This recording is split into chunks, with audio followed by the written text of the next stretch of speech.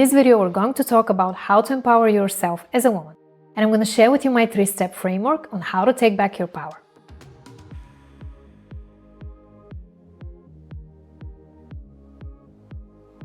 Hi, I'm Simona, certified life coach and author of the book 111 Ways to Simplify Your Life. I upload educational videos on personal development, so if that's something that you're interested in, make sure to hit the subscribe button and the bell next to it to get notified when I upload a new video.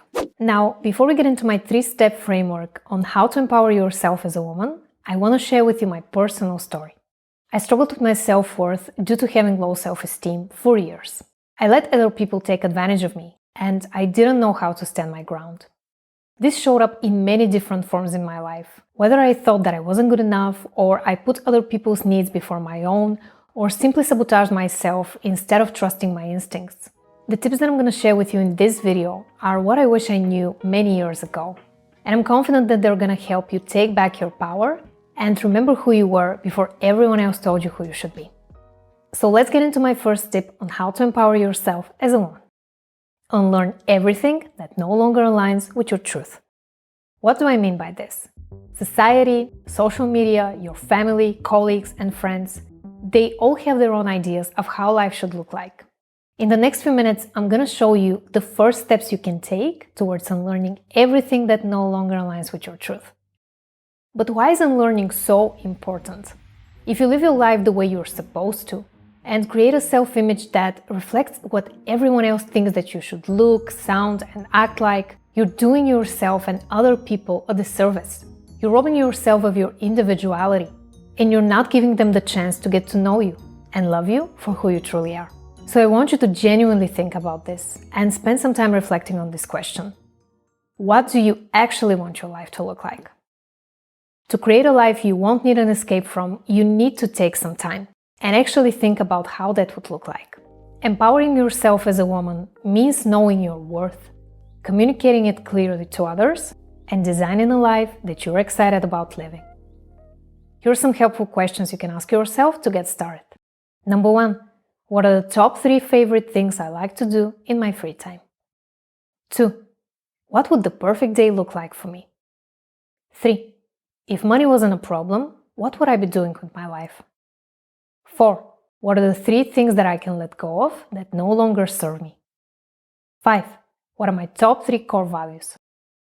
To help you with the last question, I've made a free downloadable cheat sheet with the top 98 values to choose from. So you can download it by clicking the first link in the description box below or visiting bit.ly/98values. Now that you're aware of what's important to you and what you no longer need to focus on, let's move on to step number 2. Set healthy boundaries.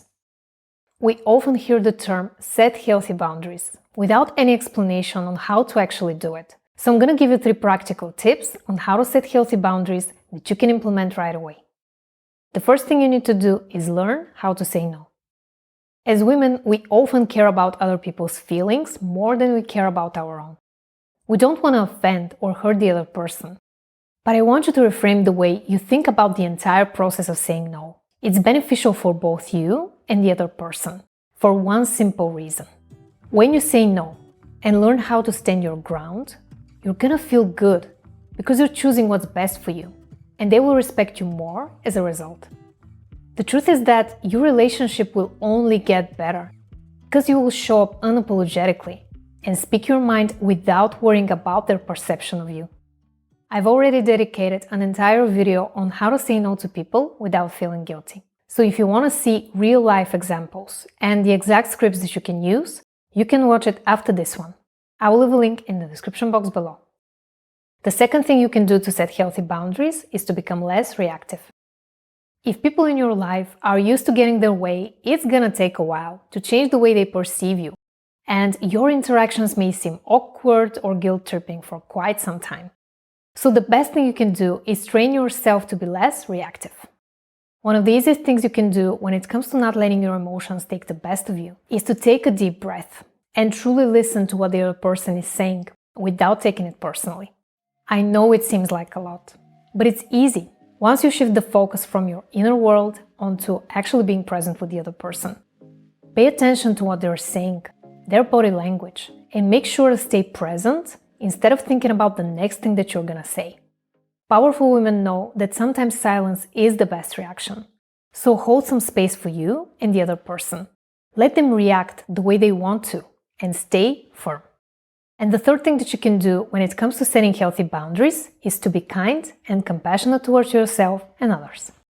When setting healthy boundaries, you may feel like you're on a battlefield with the other person, but the truth is that it can be a win-win situation if you communicate your boundaries in a loving and respectful way. Being an empowered woman means standing your ground while still remaining classy and elegant. You don't need to yell to prove a point or slam doors to express your anger. By being compassionate with yourself and the other person, you will achieve the best outcome. Keep the relationship healthy while being true to yourself and aligned with your values. If you want to learn more tips on how to build self-confidence as a woman, watch this video next. I will leave a link below. Now, let's get into the third step in my framework on how to empower yourself as a woman.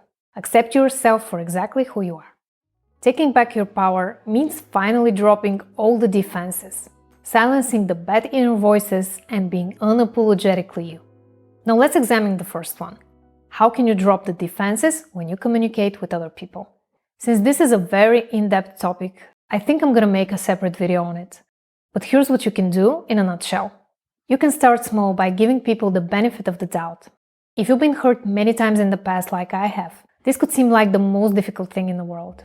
But the only way to become an empowered woman is to learn how to trust yourself and trust others. Let people show you their true colors. Don't paint a picture of them before you get to know them. Some people may disappoint you, but you would be surprised by the number of people who would actually turn out to be much more reliable and loving than you first thought. Now let's talk about silencing the bad inner voices. First of all, where do they actually come from? All of these inner voices belong to the so-called inner critic that's trying to keep you stuck. It's the voice of a critical parent or teacher that you internalized as a child. So in order to silence it, you need to pay close attention to what it's saying on a daily basis and question everything. The simplest way to do that is to ask yourself one simple question. Is this a fact? If it's not, and you have some strong evidence against it, there is no reason to listen to it. So simply let your mind ramble and continue living your life. And the last part of the process is all about being unapologetically yourself. Here are some introspective questions that will help you begin the process of self-love and acceptance. Number 1. What mean things do I say to myself every day? Write them down. 2. Are any of them true, or is my mind trying to convince me that I'm not good enough? 3. If a friend came to me with this problem, what would I advise them to do? 4. How can I take better care of my needs? 5. Who can I ask for help? 6. What small kind gesture can I do for myself today? These questions will help you detach yourself from your inner critic and observe your thoughts more objectively. For some people, it's easier to show kindness and compassion towards others, but it may take a while until we show the same level of love and compassion to ourselves. If you want to learn even more ways on how to be unapologetically yourself, listen to episode 125 from the Simplify Your Life podcast. I will leave a link below. The truth is that when we talk about empowering yourself as a woman, we may first assume that it's all about power and influence, but it's actually quite the opposite. True self-confidence starts from the inside out. It starts with being kind, compassionate, and loving towards yourself. It starts with healing all the wounds from the past and learning how to live in the present moment. It starts with taking your power back by being unapologetically yourself. That's one of the many things I teach in my signature online program for women, called The Queen Within. Enrollment is currently closed, but it will open again in a few months. So if you're interested in empowering yourself as a woman and becoming abundantly confident, sign up for the waitlist at coachsimona.com/waitlist. So far in this video, we talked about how to empower yourself as a woman and how to take your power back. So if you enjoyed this video, make sure to like it, subscribe, and hit the notification bell. Because in the next video, we're going to talk about how to practice self-love. And I will share with you my best tips on how to love yourself before you love someone else. In the meantime, make sure to check out these two videos next. Thanks so much for watching, and I'll talk to you in the next one.